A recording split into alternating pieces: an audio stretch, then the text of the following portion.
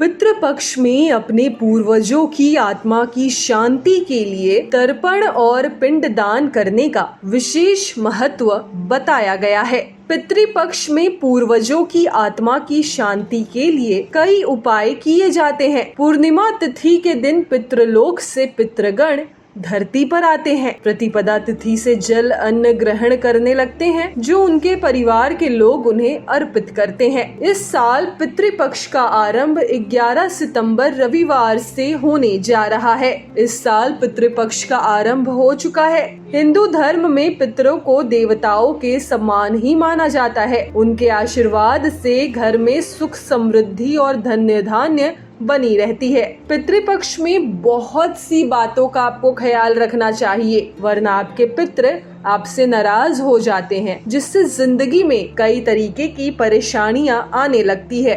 तो चलिए जानते हैं कि कौन से काम आपको नहीं करने चाहिए, वरना वो काम आप पर भारी पड़ जाएंगे। पितृपक्ष में तामसिक भोजन से परहेज करें। इस दौरान सात्विक भोजन करना चाहिए। मूंग की दाल का सेवन करना चाहिए क्योंकि यह शुद्ध होता है। मसूर दाल इस दौरान नहीं खाने चाहिए। लहसुन, प्याज, मांस, मछली, मदिरा से पूरी तरीके से परहेज करना चाहिए। पितृपक्ष में कभी भी द्वार पर कोई पशु या मांगने वाला आए तो उसे अन्न जल जरूर दें। कहते हैं पितृपक्ष में पितृ किसी भी रूप में आकर अन्न जल की इच्छा करते हैं। जो व्यक्ति इस समय द्वार पर आए जीवों को संतुष्ट करके विदा करता है, उनका जीवन पितरों की कृपा से आनंद और सुख से रहता है। पितृपक्ष में माता पिता में से कोई भी अगर एक जीवित हो तो जितना हो सके उनका अधिक आदर और सम्मान दे। उनकी हर खुशी का ध्यान रखें क्योंकि इस समय माता पिता में से जो भी परलोक गए हैं वो धरती पर आकर देखते हैं कि आप माता अथवा पिता जो जीवित हैं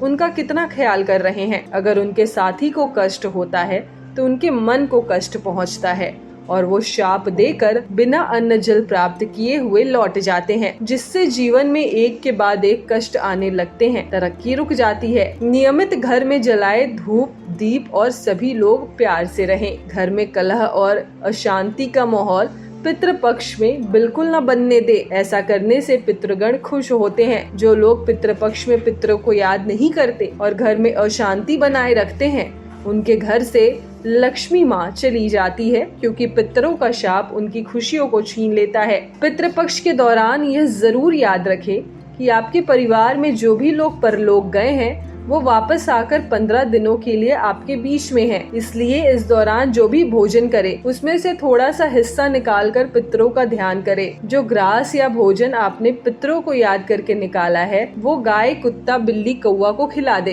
पितरों के नियमित अन्न निकाले बिना अन्न खाने वाला रोगी होता है और आर्थिक परेशानियों का सामना करता है। पितृपक्ष में जो लोग पितरों को जल देते हैं उन्हें लंबी दूरी की यात्रा इस समय नहीं करनी चाहिए। जिस स्थान पर पितरों का तर्पण आरंभ किया है उसी स्थान पर पूरे पितृपक्ष में रहकर पितरों को जल अन्न दे। अगर आप यात्रा करते हैं तो पितरों को भी भटकना पड़ जाता है और उन्हें इससे कष्ट होता है। अगर आप किसी तीर्थ स्थल में पितरों को जल अन्न दान करना चाहते हैं, इसलिए यात्रा कर रहे हैं, तो पितरों से प्रार्थना करें और कहे कि हे पितरों, मैं आपकी तृप्ति के लिए जिस भी तीर्थ में जा रहे हैं उसका नाम ले ले।